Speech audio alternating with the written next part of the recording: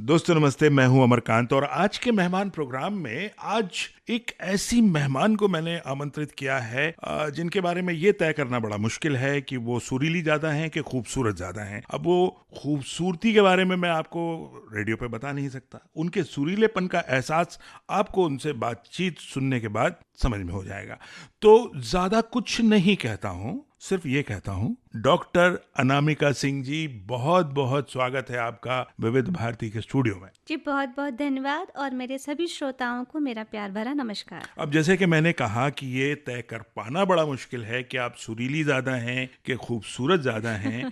तो पहले तो श्रोताओं को ये बता दीजिए कि जो आपने डॉक्टरेट हासिल की है जी वो गानों में ही की है। जी जी। तो जाहिर सी बात है कि जो सुर हैं वो किस हद तक आपसे उनको मोहब्बत है या आपको उन सुरों से मोहब्बत है, ये तो जाहिर हो ही गया है। अब ये तो ज्यादा श्रोता ही बता पाएंगे। जी बिल्कुल, तो ये उन पर ही छोड़ देते हैं। जी।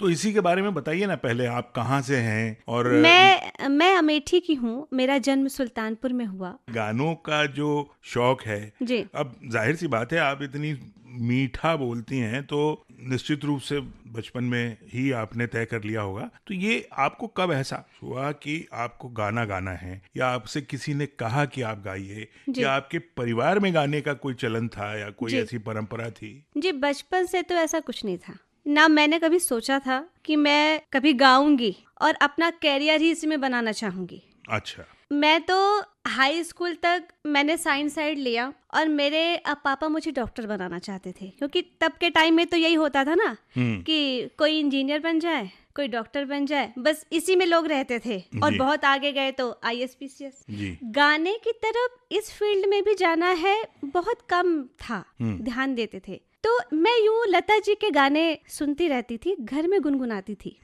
तो ये जो मैं इस लाइन में आई, संगीत के क्षेत्र में आई, इसकी भी एक कहानी है। मैं एक दिन अपने घर में अंदर गा रही थी और लाइट नहीं थी, तो बाहर एक आंटी आई थी पड़ोस की, वो टीचर थी। तो उन्होंने कहा मम्मी से कि रेडियो बज रहा है क्या?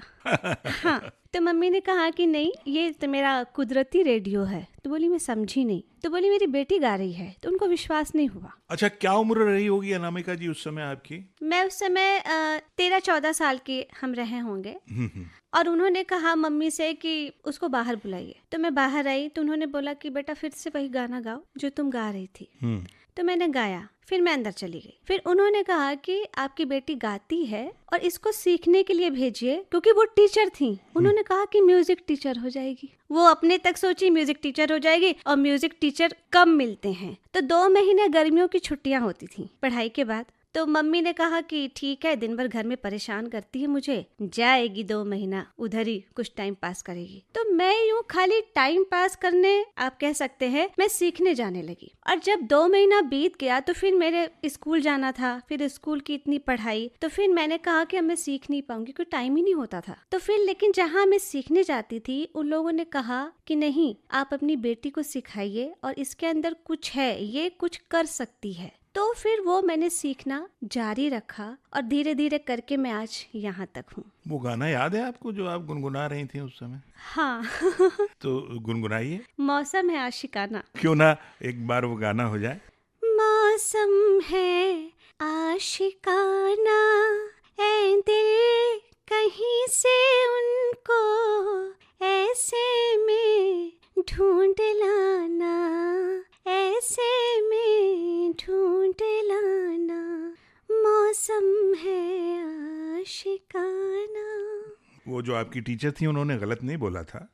उनको जो गलत फहमी हुई थी जी। कि रेडियो चल रहा है, हाँ। विविध भारती पर कोई आवाज आ रही है, तो वो उन्होंने गलत नहीं बोला था। और हमारे जो श्रोता हैं उन्होंने भी सुनने के बाद अंदाज लगा लिया होगा कि आगे उन्हें और क्या क्या बहुत कुछ अच्छा सुनने के लिए मिलने वाला है। जी। तो ये जो फिर सिलसिला आपका म्यूजिक सीखने का था, हाँ। फिर ये आगे बढ़ गया मतलब, हाँ और आपने उसको परस्यू किया आगे, आप और हायर लेवल पे म्यूजिक को सीखा, हाँ और जी। फिर आपने तय किया कि आप इस फील्ड में जाएंगी। नहीं, वो सीखते सीखते ही मेरी कैसेट भी आ गई। मेरी पहली कैसेट आई थी सुन अरज महारानी देवी गीत की। उस टाइम जहाँ मैं सीखती थी तो वहाँ पर एक राइटर आते थे तो वो गाने लिखा करते थे, तो ऐसे ही बातचीत चलती रहती थी कि गाने लिखा जाए और इसको रिकॉर्ड किया जाए, कैसे बातचीत लोग करते हैं। तो उस टाइम उन्होंने गाने लिख के दिया, उसकी कंपोजिशन हुई और ये हुआ कि कंपनी में दिखाया जाए। तब ऑडियो का जमाना था, जी जी। तब सीडी नहीं बना करती थी, न वीडियो बनता था, ऑडियो कैसेट ऑडियो कैसेट बनती थी, 30 रुपए की मिलती थी। तो उसको फिर लेके गए, दिखाए सोनोटेक कंपनी में, और वहाँ से फाइनल हो गया कि हाँ मुझे पसंद है, हम आपका गाना रिकॉर्ड करेंगे। तब तो डेमो बन के जाता था, एक एक अस्थाई अंतरा, अगर पसंद करते थे तो फिर बाद में वो अपने यहाँ रिकॉर्डिंग करते थे। तो वहाँ से पसंद हो गया और वहाँ फिर मैं गई, रिकॉर्डिंग की। तब लाइव रिकॉर्डिंग हुआ करती थी, एक दिन में 9 गाने, 8 गाने, इंस्ट्रूमेंट भी साथ बजता था और सिंगर भी साथ में गाता था। ट्रैक का कोई सिस्टम नहीं था आज की तरह कि पहले ट्रैक बन गया है और हम गाना बाद में रिकॉर्ड करें, या गाना पहले गा दिया ट्रैक बाद में बन रहा है। तो उस टाइम वो मेरी पहली कैसेट आई थी और तब से लेके फिर ये सिलसिला ऐसे ही चलता रहा। इस तरह से फिर आपके कैसेट वगैरह रिलीज होते हैं। हाँ, सुनराज महारानी सोनोटेक से आया, वहाँ से मैंने 5 कैसेट गाया। फिर उसके बाद मुझे टी सीरीज में गाने का मौका मिला। 2002 में मेरी पहली कैसेट टी सीरीज से आई, मैया आई हमारे घर। उसके बाद फिर टी सीरीज में तमाम कैसेटें रिकॉर्ड होने लगी, डिवोशनल। टाइम पे नवरात्रे हमारे यहाँ बहुत अच्छे से मनाया जाता है। हाँ, तो नवरात्र के, राम जी के और लोकगीत, इस तरह के बहुत से हमने वहाँ पर गाए। आपके इन तमाम भजनों में से कोई एक बहुत हिट भजन रहा हो तो उसे भी हम सुन लें। हमारी एक आई थी मैया जी का मंदिर, इसके शब्द मुझे बहुत ही अच्छे लगते हैं, मैं सुनाती हूँ आपको। सबके घर में मैया जी का मंदिर होना चाहिए, सबके घर में मैया जी का मंदिर होना चाहिए। सुबह को पूजा, शाम को दर्शन करके सोना चाहिए। सबके घर में मैया जी का मंदिर होना चाहिए।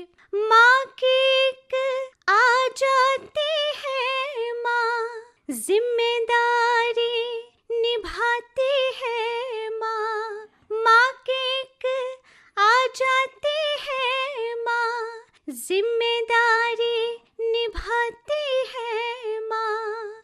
चिंता उसकी हर लेती है, उसको निर्भय कर देती है। माँ की एक आ जाती है माँ, जिम्मेदारी निभाती है माँ। चिंता उसके हर लेती है, उसको निर्भय कर देती है। दो ममता के बीजों को घर में बोना चाहिए। सबके घर में मैया जी का मंदिर होना चाहिए। वाह वाह वाह, धन्यवाद। माहौल को बड़ा भक्तिमय कर दिया आपने। जैसे आपने कहा कि उस समय आपके कैसेट और सीडी वगैरह रिलीज होते थे जी और आपने कहा अवध का संगीत गाया करती थी, जी तो वो जो क्षेत्र है उत्तर प्रदेश, बिहार, हाँ वो जो उस तरफ का इलाका है, जी वहाँ इन दिनों या उस समय भी हाँ जब आप गाया करती थी जी। तो भोजपुरी फिल्मों का, अवधी फिल्मों का बड़ा जमाना था, जी तो जी उसके लिए गाया आपने? जी, भोजपुरी फिल्मों में मैंने बहुत गाया है, जी। भोजपुरी सीरियल में भी गाया है मैंने। जी, फिल्मों के लिए गायन आपका कैसे शुरू हुआ वहाँ भोजपुर में? फिल्मों के लिए मेरा गायन ऐसे शुरू हुआ कि एक रियलिटी शो आया था, तो उस रियलिटी शो में मैं आई थी, मैंने पार्टिसिपेट किया था। और उस रियलिटी शो के बाद मुझे भोजपुरी फिल्मों में और सीरियल में गाने का बहुत मौका मिला। तो इस तरह से, क्योंकि हम भोजपुरी बोल नहीं पाते, लेकिन वो रियलिटी शो के नाते मुझे उसमें काम ज़्यादा मिला, तो मैंने वो भी गाया। तो जब आपको भोजपुरी नहीं आती थी, हाँ, तो किस तरह से मैनेज किया? भोजपुरी देखिए, सिंगर अलग अलग लैंग्वेज के गा लेता है, लेकिन अभी बोलने को कह दीजिए तो शायद मैं उतने अच्छे से नहीं बोल पाऊंगी। और भोजपुरी और अवधी में बहुत ज्यादा फर्क नहीं है। अच्छा, तो ये जो फिल्मों के लिए गाना गाया, तो क्या इसमें भी आपने डिवोशनल गाने ज्यादा गाए या हीरोइंस वगैरह के नहीं लिए? नहीं, वो तो प्लेबैक होता है, उसमें तो डिवोशनल, तो अगर कोई फिल्म ऐसी है डिवोशनल तो एक आध गाना निकला, कभी कोई सीन ऐसा रहा कि मंदिर जा रहे हैं या कोई मानता मनौती है, नहीं तो बाकी तो अलग अलग थीम रहती है फिल्मों में, उस टाइप के गाने रहते तो हैं। ऐसा कोई गाना, भोजपुरी गाना जो आपको लगता है कि जो उस जमाने में बहुत हिट हुआ है, जो आज भी लोग गुनगुनाते हैं, ऐसा कोई गाना अगर आपको याद हो और आप अभी गा सकें? एक फिल्म आई थी साजन चले ससुराल, ये तो हिंदी में भी आई हिंदी थी? में भी है और भोजपुरी में भी बाद में आई। अच्छा। उसमें मैंने गाया था, लोरी गाई थी। तो वो मेरा पहली फिल्म या दूसरी फिल्म थी जिसमें मैंने गाया था जी। हमारी शुरुआत ही थी। तो वो गाना मेरा लोगों ने बहुत पसंद किया और वो गाने से फिर मुझे और आगे बहुत काम मिला। अच्छा, जी तो सुन सकते हैं क्या? हाँ जरूर। तोहरा में बसेला परनवा हो, जहनवा हमार बाटे तोह से। तोहरा में बसेला परनवा हो, जहनवा हमार बाटे तोह से। माई के तोहे अरमनवा हो, माई के तोहे अरमनवा हो, जहनवा हमार बाटे तोह से। आपको सुनने के बाद लगता है सुनते ही रहें। तो अब मैं आपसे एक फरमाइश इस तरह की करना चाहता हूँ। जी आपने भजन भी सुना दिया, लोरी भी सुना दी। जी अब दो तरह के गाने मैं सुनना चाहता हूँ। एक तो out and out folk song, जी उत्तर भारत का हाँ। लोकगीत, हाँ। जो कि उधर गाया जाता जी। हो, एक ही है। दूसरा भोजपुरी फिल्मों का कोई लव सॉन्ग जो फास्ट म्यूजिक पे हो, कुछ थोड़ी जिसमें मस्ती हो, ऐसे अगर आप सुना सकें तो बड़ा मजा आएगा सुनने वालों को भी, और हमारे प्रोग्राम में भी एक नया रंग आ जाएगा। जी। सचले सुरतिया जागी जागी रतिया, चांद के अंजोरिया में राम जी। सचले सुरतिया जागी जागी रतिया, चांद के अंजोरिया में राम जी। लाखों में से चुन के तोहके भेजवले, लाखों में से चुन के तोहके भेजवले। हमरा बउन का सलाम जी। सचले सुरतिया जागी जागी रतिया, चांद के अंजोरिया में राम जी। वाह वाह वाह, मैं बोल नहीं सकता, मैं गाने में इतना खो गया, मुझे ध्यान ही नहीं रहा कि कार्यक्रम में बैठा हूँ, मैं आपसे इंटरव्यू कर रहा हूँ, आपसे बातचीत कर ये रहा मेरा हूँ। सौभाग्य है बस, और कुछ नहीं। अब देखिए, जैसे मैंने आपसे कहा था कि एक लोकगीत भी सुनूंगा, लेकिन मैं आपसे यहाँ ये पूछना चाहता हूँ जी कि यहाँ अगर मैं आपसे कहूँ कि कोई हिंदी फिल्म सॉन्ग किसी और का गाया, हाँ आपको लगता है कि बहुत पसंद है आपको, और इस गाने के बाद हाँ। अगर उस तरह का कोई गाना आप सुनना चाहें या आप सुनवाना चाहें अपने श्रोताओं को, जी। तो वो कौन सा गाना होगा? ऐसे तो देखिए, मैं लता जी के गाने बहुत सुनती थी और अभी भी सुनती हूँ, और मैं उन्हीं के गाने गुनगुनाया करती थी। तो ये जो अभी गाना आपने खत्म किया, हाँ इसके बाद कौन सा गाना अचानक से याद आ जाता है आपको? लता जी का ही एक सॉन्ग है, मैं सुनाती हूँ आपको। हम्म। मैं जब से तेरे प्यार के रंगों में रंगी हूँ, जगते हुए सोई रही नींदों में जगी हूँ। आपने बताया कि आप भोजपुरी फिल्मों में आपने काफी गाया, तो वहां से भोजपुरी से फिर मुंबई का जो सफर है, उसके बारे में जब वहां आप गाती रही तो अब नहीं, सोचती होंगी भोजपुरी आप? फिल्मों में गाया, पर गाया मुंबई में ही, क्योंकि जितनी भी रिकॉर्डिंग्स हुई वो मुंबई के स्टूडियो में ही हुई। हाँ, नहीं वो तो ठीक है, हाँ लेकिन उसका जो दायरा था, हाँ हाँ वो तो नॉर्थ का ही था, पूरा उत्तर जी जी। प्रदेश, भोजपुरी बिहार। गाया, मैथिली में गाया और नागपुरी में गाया। तो ये अलग अलग जो भाषाएं हैं, जैसे आपने कहा कि एक सिंगर हर तरह की भाषा गा लेता है, और वो हम भी जानते हैं कि हमारे तमाम जितने बड़े बड़े सिंगर हैं उन्होंने कई कई भाषाओं में जी, गाने गाए हैं, जी। साउथ की भाषाओं में भी गाए जी। हैं। तो कलाकार के लिए कोई भी सीमा उसको रोक नहीं सकती अपनी कला को लोगों तक पहुंचाने से। जी तो आप मुझे ये बताइए कि जैसे कि आपके पिताजी ने आपको डॉक्टर बनने के लिए सोचा था कि आपको जी। डॉक्टर बनाएंगे, जी लेकिन आपका जो झुकाव है धीरे धीरे गानों की तरफ होता चला गया। जी। तो जैसे मैंने अभी कहा कि कलाकार को कोई रोक नहीं सकता, उसकी सीमाओं को कोई बांध नहीं सकता, तो आपके पिताजी ने कभी आपको रोकने की कोशिश नहीं की कि भाई हम तो तुम्हें डॉक्टर बनाना चाहते थे? बिल्कुल नहीं, कभी नहीं।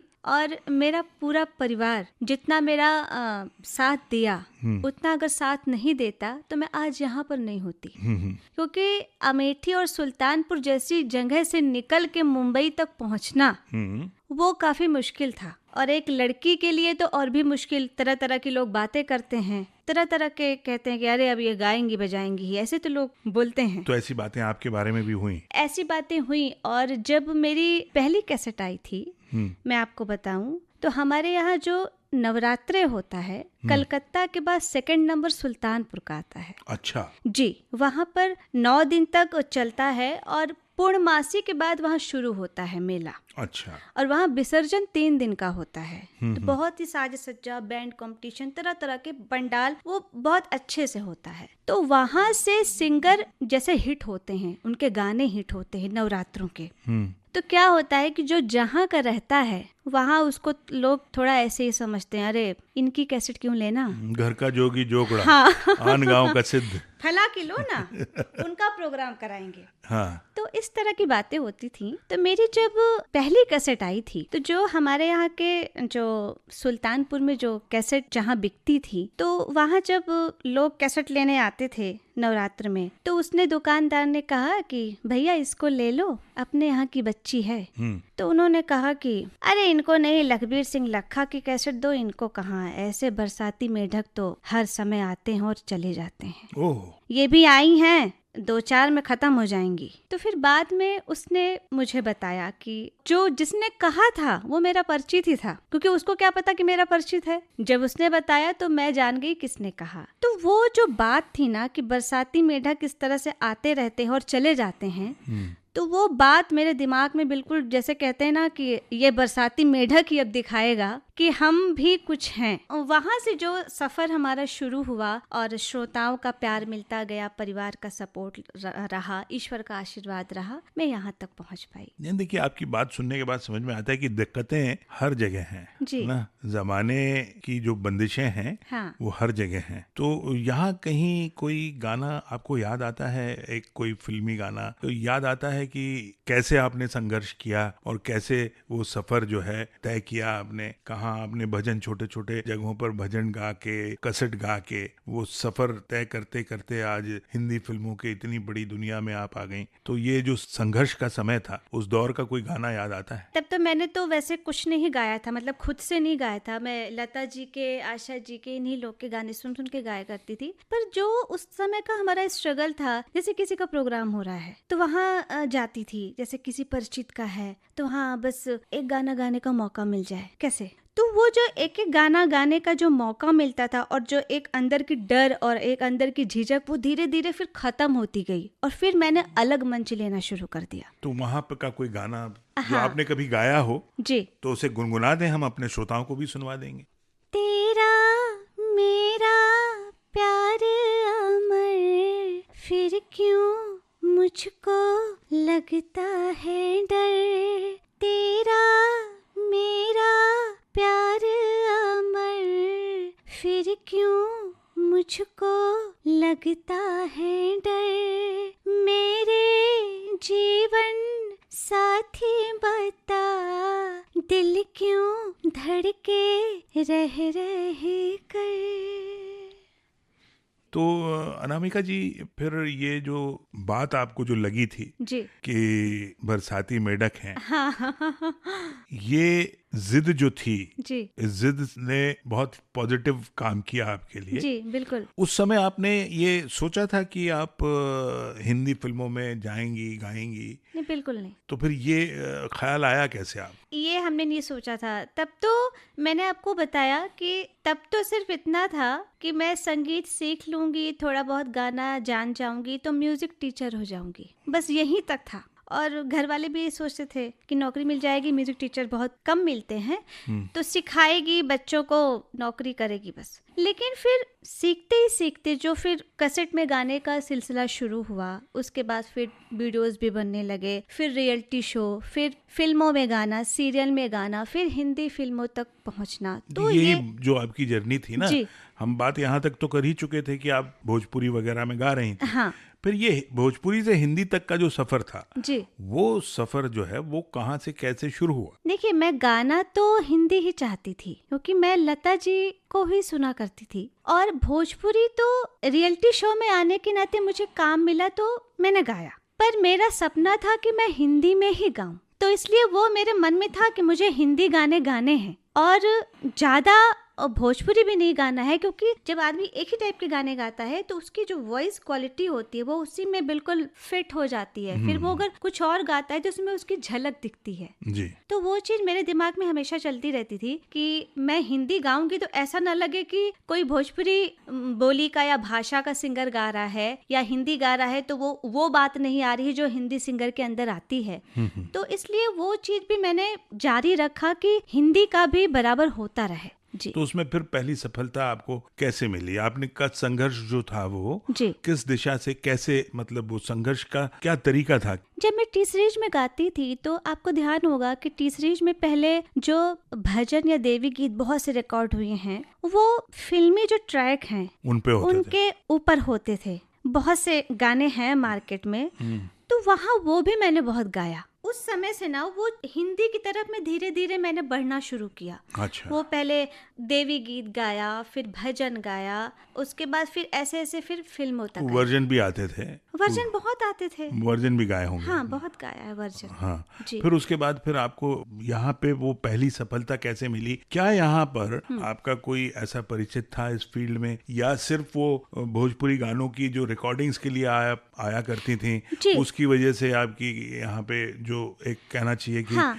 ग्रुप बना? उसकी वजह से मेरी पहचान बढ़ी और मैंने भोजपुरी गाया, और फिर अलग अलग म्यूजिक डायरेक्टर मिले, राइटर मिले, तो जो हिंदी का भी काम करते थे वो फिर आवाज सुनते हैं तो वो एक म्यूजिक डायरेक्टर जैसे सिंगर कई भाषाओं में गाता है वैसे म्यूजिक देना किसी भाषा की देगा, तो वो लोग अलग अलग काम करते रहते थे। तो उन लोगों ने ये किया कि आप हिंदी कुछ सुनाओ, तो उन्होंने हिंदी सुना तो उनको लगा कि हाँ, हिंदी भी मैं गा सकती हूँ। तो इस तरह से हिंदी का मेरा रास्ता खुला। कौन सी फिल्म थी, कौन सा गाना था? इश्क-लिक है, वो मैंने गाया था। वो गीत मुझे बहुत पसंद है और इश्क-लिक से भी मुझे बहुत वो मिला, नाम मिला। उस गीत को लोगों ने बहुत पसंद किया। तो वो गाना हम सुन लें? जरूर सुन ले। का देखूं मैं चांद प्यारे, का देखूं मैं चांद प्यारे, तू जो नजर ना आए। पूनम रैन अमावस लागे, पूनम रैन अमावस लागे, पल पल जी घबराए। का देखूं मैं चांद प्यारे, तू जो नजर ना आए। ये जो फिल्म थी हाँ। इश्क-लिक, जी। ये जहाँ तक मुझे मालूम है अध्ययन सुमन की अध्ययन फिल्म थी? सुमन, जी, अध्ययन सुमन और सारा लॉरेन। अच्छा, उनकी हाँ, फिल्म थी। उनकी फिल्म है। इसके जो शब्द हैं जिन्होंने इसको लिखा है, शेखर अस्तित्व ने लिखा है, जिनका अभी हाल में कर हर मैदान फतेह गाना हिट हुआ है, जी। उन्होंने ही इस गीत को लिखा है। और उन्हीं ने लिखा था इश्क-लिक का गाना का देखूं मैं चांद प्यारे। आपने ये तो बताया ही नहीं मुझे कि ये जो का देखूं मैं चांद प्यारे, इसका संगीत किसने दिया था, क्योंकि इतना सुरीला गाना, जी। उस संगीतकार का नाम तो जरूर हमें लेना चाहिए। जी, इसका संगीत दिया है अजय जायसवाल जी ने। जी। इन्होंने जब इतना अच्छा मौका आपको दिया तो फिर आगे भी दिया होगा, जी। तो वो कोई और भी गाना उनका जो आपको लगता है कि सुनाना चाहिए? हाँ, एक शादी का सॉन्ग है, पिया है पधारे। धानी चुनरी पहनाओ, मुझको दुल्हन बनाओ, कुमकुम माथे लगाओ,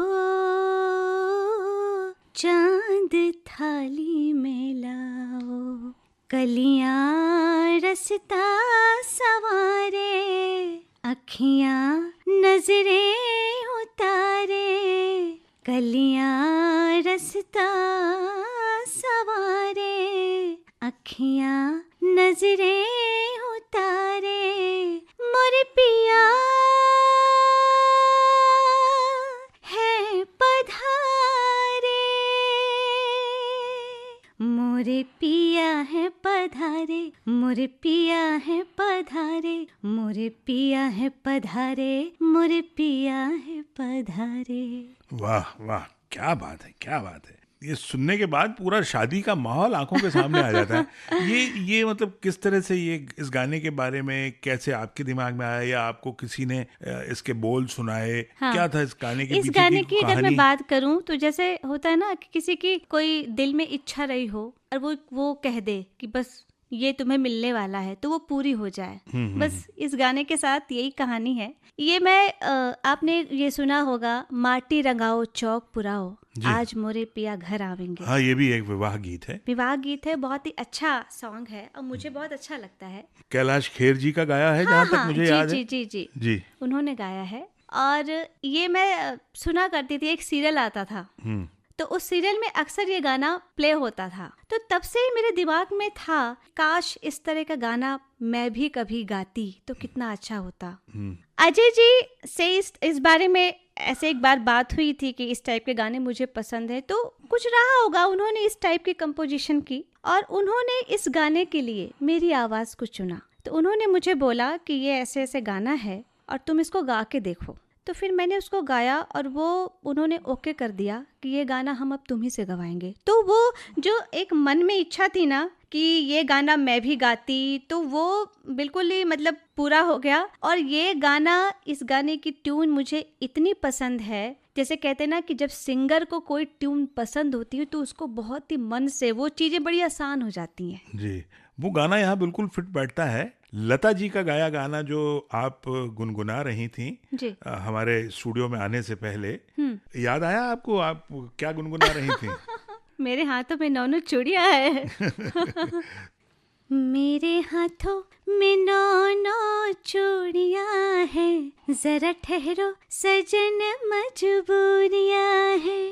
मेरे हाथों में 9 चूड़ियां हैं, जी। जरा ठहरो बलम मजबूरियां हैं। जी। इस गाने में जो एक शब्द था मजबूरियां, हाँ। ये सुनने के बाद मेरे दिमाग में एक सवाल उठा है जी। कि पिया आपके पधार गए, जी। शादी आपकी हो गई, जी। फिर कोई मजबूरी तो नहीं खड़ी हुई आपकी शादीशुदा जिंदगी में, मतलब ससुराल की तरफ से कि भाई हाँ। ठीक है, आप जो अभी तक गाना गाती थी वो ठीक था, हाँ। लेकिन अब तो शादी हो गई, अब तो आपको घर संभालना होगा, हाँ। परिवार देखना होगा, पति को देखना होगा। हाँ। आपको जैसा सपोर्ट आपके माँ बाप ने किया, जी। वैसा सपोर्ट आपके सास ससुर और पति की तरफ से मिला? जी, आपने बहुत ही अच्छा सवाल किया है। और हमारी अरेंज मैरिज है, जी। पर शादी के पहले हमने अपने पति को बताया था कि देखिए मैं गाती हूँ और इसको मैं बंद नहीं करूँगी, मैं आगे भी गाना चाहती हूँ। तो उन्होंने कहा था मुझे कोई प्रॉब्लम नहीं है, क्योंकि वो भी म्यूज़िक के बहुत शौकीन हैं, गज़ल सुनने के वो शौकीन हैं। तो बात ठीक है, हो गई। पर फिर भी मन में एक डर था कि लोग हाँ हाँ तो कर लेते हैं, पर शादी के बाद अपनी चलाने लगते हैं, यहाँ नहीं जाना, वहाँ नहीं जाना, ये नहीं करना, वो नहीं करना। वो डर था मेरे मन में फिर भी, कहीं मेरा कैरियर बिल्कुल बंद तो नहीं हो जाएगा। मैं इतनी मेहनत करके यहाँ तक पहुंची हूँ, कहीं वो कम हो जाए। मुझे ये था कि कम हो जाए चलेगा, क्योंकि 2 जिम्मेदारी अब आ जाएगी, लेकिन बिल्कुल ही बंद हो जाए ऐसा डर था। लेकिन ईश्वर की कृपा है कि शादी के बाद एक परिवार मेरे पास पहले से था, शादी के बाद एक परिवार और मिला, और वो परिवार भी मुझे बहुत प्यार करता है और मेरे संगीत के क्षेत्र में कभी मुझे कोई रोक टोक नहीं है। और खासतौर से मेरे पति मुझे हमेशा आगे बढ़ने के लिए प्रेरित करते रहते हैं और कभी कुछ मना ही नहीं करते हैं। चलिए, ये बहुत अच्छी बात है, बड़ी खुशकिस्मत हैं आप जी। और इतनी मीठी आवाज़ आपकी है, तो बड़ी मीठी सी आवाज़ में आपने उनको अपनी बातें सुनाई होंगी समझाई होंगी तो कौन मना कर सकता है, बताइए आप भला हैं। अब मैं यहाँ एक चीज़ और पूछना चाहूँगा जी कि आपस में जब आपके अंतरंग पल होते हैं, जब जी। पति पत्नी बैठे होते हैं, कभी फरमाइश करते हैं आपसे कुछ सुनाओ, कोई गाना सुनाओ वो खुद कभी? ही गाने लगते हैं। अच्छा, वो गाते हैं तो क्या गाते हैं, और जब आपसे गाने के लिए कहते हैं तो क्या गाती हैं आप? उस टाइम जो दिमाग में आ जाता है वो हम भी 2 लाइन गा लेते हैं। फिर भी अगर और वो गाते हैं कि ये वाला गाना, कभी कभी मेरे दिल में ख्याल आता है कि जैसे तुझको बना गया है मेरे लिए। अच्छा ठीक ठाक गा लेते हैं? हाँ, वो गाते अच्छा हैं, बराबर सुर में गाते हैं, ताल में गाते हैं। आप जब गाती हैं उनके लिए, जी। तो सपोज अचानक से कह दें कुछ हाँ। सुनाने के लिए, तो पहला कौन सा गाना दिमाग में आता है उनको सुनाने के लिए? गा के सुनाऊं? बिल्कुल सुनाइए, हम अच्छा। अपने श्रोताओं को भी सुनवा देंगे। ये कैसे बताऊं कि तुम मेरे क्या हो, मेरी जिंदगी का तुम ही आसरा हो। ये कैसे बताऊं कि तुम मेरे क्या हो, मेरी जिंदगी का तुम ही आसरा हो। मैं आशा की लड़ियां ना रह रह पिरोती, अगर तुम ना होते, अगर तुम ना होते। अगर तुम ना होते, अगर तुम ना होते, और अगर आप विविध भारती में ना आई होती जी। तो इतनी मीठी सुरीली आवाज को इतने करीब से बैठकर सुनने का मुझे मौका नहीं मिलता। इतने अच्छे अच्छे गाने। और अगर आज विविध भारती ने मुझे ये मौका ना दिया होता तो हम यहाँ कैसे आते? चलिए ठीक है, कुछ विविध भारती की और कुछ आपकी, श्रोताओं के लिए एक अच्छा कार्यक्रम श्रोताओं तक पहुंचा, जी। इस बात की बेहद खुशी है मुझे। और विविध भारती के तमाम सुनने वालों की तरफ से, विविध भारती की तरफ से, मेरी तरफ से आपको अपने उज्जवल भविष्य के लिए आपके बहुत बहुत शुभकामनाएं। धन्यवाद। बहुत सुरीले मीठे गाने आप इसी तरह गाती रहें, जी और फिर एक बार विविध भारती में आएं, बहुत सी बातें करें, जी। बहुत से गाने हमें सुनवाएं। इसी उम्मीद, इसी भरोसे, इसी आग्रह के साथ हम आपसे आज यहीं लेते हैं विदा। नमस्कार। आप सभी का भी बहुत बहुत धन्यवाद, और विविध भारती का भी बहुत धन्यवाद। मेरे श्रोताओं को मेरा प्यार भरा नमस्कार। फिर जरूर मिलेंगे।